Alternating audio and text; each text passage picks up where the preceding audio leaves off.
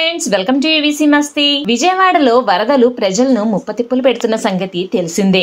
అక్కడి ప్రజలు వరదల దాటికి అష్టకష్టాలు పడుతున్నారు. ప్రభుత్వం పరిస్థితి చక్కదిద్దేందుకు ప్రయత్నిస్తున్నప్పటికీ సహాయం అందరికీ అందటం లేదనేది వాస్తవం. ఇవన్నీ చూస్తుంటే బ్రహ్మంగారు చెప్పిన కాలజ్ఞానం నిజం కాబోతుందేమో అనిపిస్తూ ఉంటుంది. కృష్ణానది ఉగ్ర రూపం దాల్చి అమ్మవారి ముక్కు పుడుకను తాకితే ప్రళయం సంభవించి ఈ ప్రపంచం అంతమవుతుందని బ్రహ్మంగారు చెప్పారు. వరదల్లో చిక్కుకొని ప్రాణాలు అరచేతిలో పెట్టుకుని సహాయం కోసం ఎదురు చూసేవారి పరిస్థితి ఒకలా ఉంటే, మనుషులు చేసిన పాపాలు రోజు రోజుకు ఎక్కువైపోతున్నాయి. ఆ ప్రళయం ఏదో వచ్చి ప్రజల పాపాలను కడిగేస్తే బాగుంటుందనే వాదనలు కూడా గట్టిగానే వినిపిస్తున్నాయి. అసలు ప్రళయం నిజంగానే వస్తుందా? నిజంగానే కృష్ణమ్మ అమ్మవారి ముక్కు పుడుకను తాకుతుందా? దీని వెనుకున్న నిజానిజాలు, మన పురాణాలు ఏం చెబుతున్నాయి అనే విషయాల్ని ఈ వీడియోలో చెప్పుకుందాం. స్కిప్ చేయకుండా వీడియో చివరి వరకు చూడండి. వీడియోలోకి వెళ్లే ముందు చిన్న గమనిక ఫ్రెండ్స్, దేవుడి మీద నమ్మకం ఉన్న వాళ్ళు మాత్రమే ఈ వీడియో చూడండి. విజయవాడలోని కృష్ణానది ఒడ్డున ఇంద్రకీలాద్రి పర్వతం మీద ఉన్న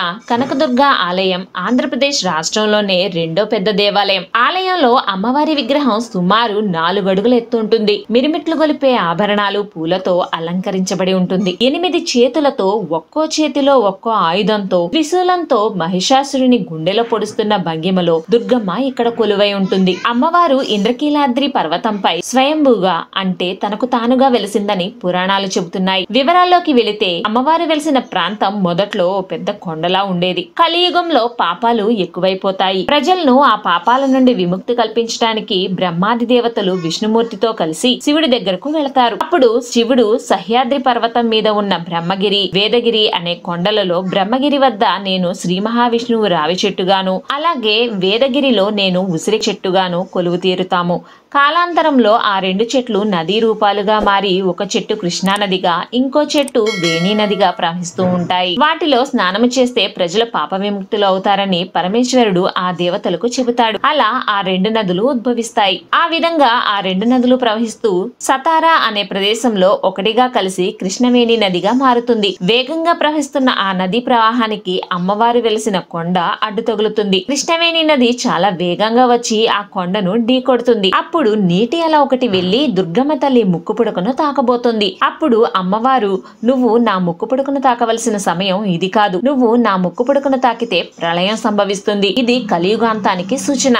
అప్పుడు మాత్రమే నువ్వు నన్ను తాకాలి అని అమ్మవారు చెబుతారు. ప్రస్తుతం నా కొండను చీల్చుకుని ప్రవహించు అని అమ్మవారు ఆదేశించడంతో కృష్ణానది చాలా వేగంగా వచ్చి అమ్మవారి కొండను తాకుతుంది. అప్పుడు ఆ కొండ 3 కొండలుగా విడిపోతుంది. అందులో ఒకటి ఇప్పుడు మనం చూస్తున్న ఇంద్రకీలాద్రి. ఇక్కడ అమ్మవారు కొలువై ఉన్నారు. రెండవది మంగళగిరి పానకాల నరసింహస్వామి వద్ద ఉన్న కొండ. మూడవది యనమల కుదురు శ్రీ రామలింగేశ్వర స్వామి కొండ. అలాగే కృతయుగానికి పూర్వం కీలుడు అనే యక్షుడు అమ్మవారిని గురించి తపస్సు చేసి ప్రత్యక్షం చేసుకుని ఆమెను తన హృదయ స్థానంలో నిలిచి ఉండమని కోరాడు. అప్పుడు అమ్మవారు కీలుడిని పర్వతంగా మారి ఎదురు చూడమని, కృతయుగంలో రాక్షస సంహారం చేసిన తరువాత తాను ఆ పర్వతం మీద కొలువు తీరుతాను అని చెబుతారు. కీలుడు కీలాద్రిగా మారి అమ్మవారి కొరకు ఎదురు చూస్తూ ఉంటాడు. మహిషాసురుడు అనే రాక్షసుడు ఈ భూమి మీద పుట్టి దేవతలు, ప్రజలు ఇలా అందరినీ ఇబ్బంది పెడుతూ ఉంటాడు.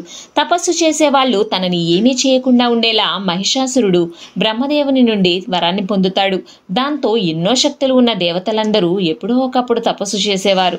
కాబట్టి వాళ్ళు మహిషాసురుని ఏమీ చేయలేరు. ఆ విధంగా మహిషాసురుని ఎవ్వరూ చంపలేకపోతారు. అప్పుడు దేవతలందరూ కలిసి వాళ్ళ దగ్గర ఉన్న శక్తి మొత్తాన్ని ఒకటిగా చేస్తారు. ఆ శక్తి నుండి ఒక మహాశక్తి అమ్మవారుగా పుడుతుంది. ఈ విషయం తెలిసిన మహిషాసురుడు, ఒక ఆడది నన్నేం చేస్తుంది అనుకుంటాడు. తనని అంతం చేయడానికి వచ్చిన అమ్మవారిని అందాన్ని చూసి తనను పెళ్లి చేసుకోమని కోరగా, ఉగ్ర రూపం ఎత్తిన అమ్మవారు పరాశక్తిగా మారి మహిషాసురుని అంతం చేసి మహిషాసుర మర్దినిగా ఇంద్రకీలాద్రి పర్వతంపై కొలువు తీరారు. అమ్మవారిని సేవించుకోవటానికి ఇంద్రాది దేవతలు ఇక్కడకు తరచూ రావటం వలన కీలాద్రి ఇంద్రకీలాద్రిగా మారింది. ఇక్కడ అర్జునుడు శివుడి కొరకు తపస్సు చేసి శివుడి నుండి పాశుపతాస్త్రాన్ని పొంది విజయం సాధిస్తాడు. కాబట్టి ఈ ప్రాంతాన్ని విజయవాడ అని పిలుస్తారు. ఇక్కడ అమ్మవారు ఇంద్రకీలాద్రి కొండ మీద వెలిసి తన బిడ్డలను రక్షిస్తూ ఉంటారు. అలాగే మంగళగిరిలో శ్రీ మహావిష్ణువు, యనమల కుదురులో శివుడు, ఈ విధంగా దేవుళ్ళందరూ కలిసి మన విజయవాడలో వెలిశారు. ఎన్ని వరదలు వచ్చినా విజయవాడలో ఉన్న ప్రజలను అమ్మవారితో పాటు పాటు మిగిలిన దేవతలు కూడా కాపాడుతూనే ఉంటారు. కాబట్టి వరదల్లో చిక్కుకొని నష్టపోయిన వాళ్ళు అధైర్యపడకుండా ధైర్యంగా ఉండటానికి ప్రయత్నించాలి. అలాగే ప్రభుత్వం కూడా తమ వంతు సహాయం నష్టపోయిన వాళ్లకు వీలైనంత త్వరగా అందించాలని కోరుకుందాం. యుగాంతం జరిగే వరకు కృష్ణవేణి నది దుర్గమ్మ తల్లి ముక్కుపడకను తాకదు. యుగాంతం ఎప్పుడొస్తుందో ఎవరు మాత్రం చెప్పగలరు? ఒకవేళ మీకేమైనా తెలిస్తే కామెంట్స్ లో తెలియజేయండి. జై హింద్.